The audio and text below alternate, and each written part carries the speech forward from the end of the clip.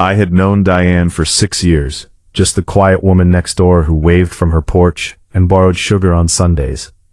That afternoon, I was under her sink fixing a leaking pipe, nothing unusual, just another favor between neighbors. But when I stood up, she was standing closer than she should have been, her eyes wet, her hands shaking. Then she asked me a question that stopped my heart cold, a question that would unravel a secret buried for 23 years, a secret about my own family that I never saw coming. My name is Mark, and I live in a small house on Cedar Lane, the kind of street where everyone knows everyone but nobody really knows anything at all. Diane lived 3 doors down. She was 61, widowed for almost a decade, and about as unremarkable as a person can seem from the outside. She kept a tidy garden, she fed the neighborhood cats, she never missed church on Sundays. That was the version of Diane I thought I knew. That Tuesday started like any other.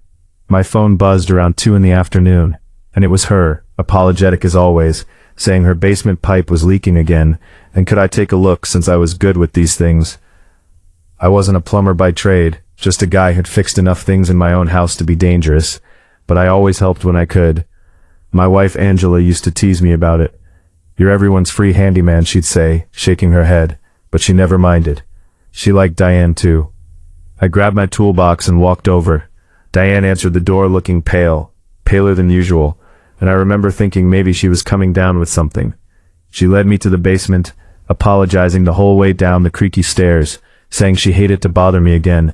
I told her it was no bother at all. I'd fixed worse. The pipe under the old utility sink had cracked at the joint, and water was pooling on the concrete floor. I knelt down, flashlight in my teeth, wrench in hand, and got to work the way I always did, methodical, quiet, my mind wandering while my hands did the job automatically. I could hear Diane moving around behind me, opening a drawer, closing it, opening it again. Nervous energy. I figured she was just uncomfortable having someone in her space. When I finally got the joint tightened and tested the water flow, I stood up, wiping my hands on a rag, ready to tell her it was fixed.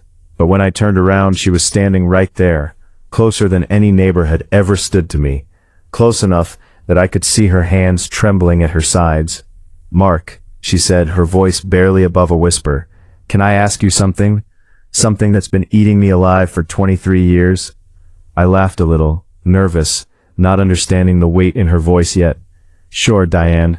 What's going on?" She looked down at the floor, then back up at me, tears already forming. "Did your mother ever tell you about a man named Robert Callahan?" The name hit me like a slap. Robert Callahan was my father's name. My father, who left when I was 4 years old and never came back, who my mother refused to talk about for the rest of her life, who died when I was 22, in a city I'd never even visited, a stranger by then in every sense of the word. "How do you know that name?" I asked, my voice suddenly tight. Diane's hands went to her mouth, and for a moment I thought she might collapse right there on the wet basement floor. "Because he was my husband before he was your father," she said, "before he left me, before he left both of us." I remember the room spinning a little, the smell of mildew and old pipes suddenly overwhelming. "That's not possible," I said. "My father's name was Robert Callahan, but he was never married before my mother. She would have told me." "Would she?" Diane asked, and something in her tone wasn't cruel, just tired, like she'd been carrying this for so long that saying it out loud was both relief and torment. "Because I have a marriage certificate in a box upstairs that says otherwise. Robert Callahan married me in 1998. We had a daughter together. And 3 years later he vanished, just like he vanished on you and your mother years after that." I sat down on an overturned bucket, because my legs didn't trust themselves anymore. A daughter. I had a sister I never knew existed. "Where is she now?" I asked. "Your daughter?" Diane's eyes filled again, but this time there was something else in them, something like hope mixed with fear. "She doesn't know either. I never told her his real name. I was ashamed, Mark. Ashamed that I couldn't keep him. Ashamed that he left us the way he did. I changed our lives, moved us here, and buried the truth so deep I thought it would never surface." "So why now?" I asked. "Why tell me this after 6 years of living 3 houses apart?" She wiped her face with the back of her hand, steadying herself against the sink. "Because 2 weeks ago, I found an old photograph while cleaning out a storage box. A photograph of Robert holding a baby boy. And when I looked closer, I recognized the birthmark on that baby's wrist. The same birthmark I saw on your wrist last summer, when you helped me move furniture and your sleeve rolled up. I looked down at my own wrist instinctively, at the small brown mark shaped almost like a comma that I'd had my entire life, the one Angela always called my little punctuation mark. I didn't want to believe it, Diane continued. I told myself it was coincidence, that there are 1,000 men named Robert in this world, but I couldn't sleep. I couldn't stop thinking about it, and when you texted me back today about the pipe, I realized I couldn't keep living next door to you, being kind to you, watching you mow your lawn, without knowing the truth. The weight of what she was saying settled over me slowly, like snow accumulating until you realize you're buried. This wasn't just a story about a runaway father. It was about an entire hidden life.